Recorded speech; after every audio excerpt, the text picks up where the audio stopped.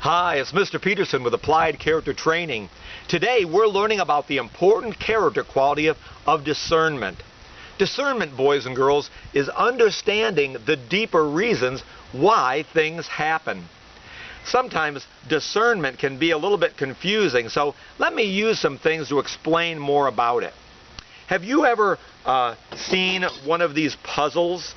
This was a puzzle that I had purchased at the Cracker Barrel restaurant, and puzzles are interesting pictures of discernment because one of the things we want to do is we want to be able to look and we want to be able to sort of figure out this puzzle and try to determine how to separate these pieces. It's not very easy. As a matter of fact, Mr. Peterson worked on this for quite a while and I couldn't figure it out. So you know what I did? I asked one of my sons, I said, "Hey, can you help me? I know that you've solved this problem. Can you give me a hint?" And they said, "Well, Dad, if you start right here by moving in this position, that is a good hint to help you." Well, after I looked at it for a while, I studied it, I realized that this was like a key, and when I turned it, I could separate the parts. Boys and girls, this is a picture of discernment. Anytime you solve a puzzle, a Rubik's Cube, when you solve problems, you are using discernment. I showed you another interesting object lesson. Do you remember these two pieces that I brought in? And I asked you the question, which one looks bigger? And you can see that the pink one definitely looks bigger. But if I just switch them and move them to this position, now suddenly the blue one looks bigger. Well, obviously, it can't be the pink one and the blue one that's bigger than the other. You know, if you use some discernment, you'd understand they're really the same exact size.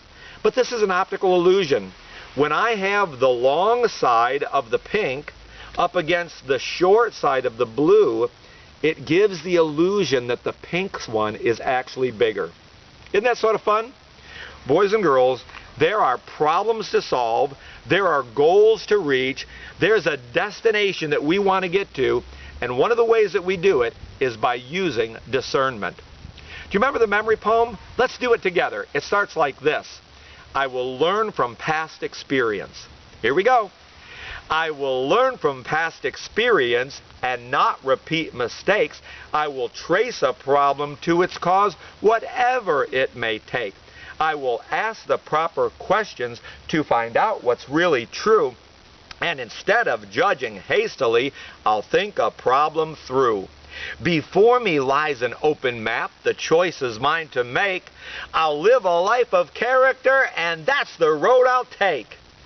Boys and girls, discernment is an important character quality for us to learn.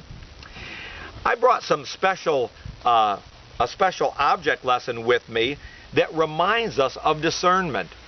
And boys and girls, when you're trying to solve a problem, one of the best places to start is to think about the words that we hear and believe. And then after that, the thoughts that we have.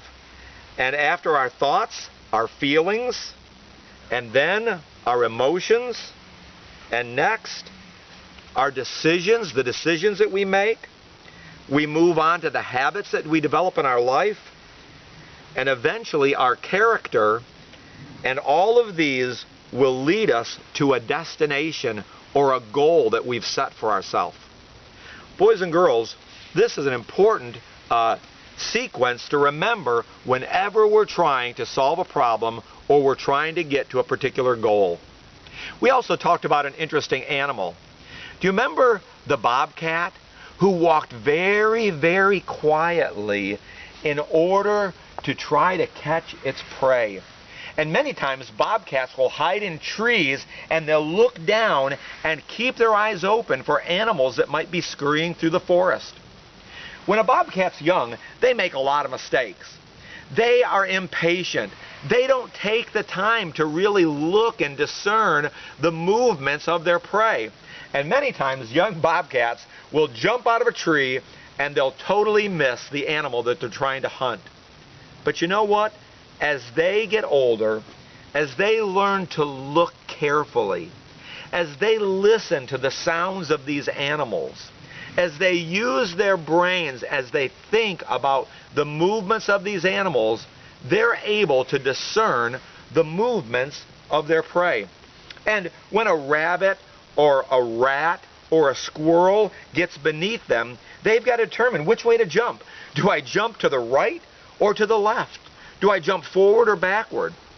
And it's not possible for them to figure this out until they really take the time to look, listen, and learn. And eventually, they'll leap out of the tree, and they will be very, very successful hunters.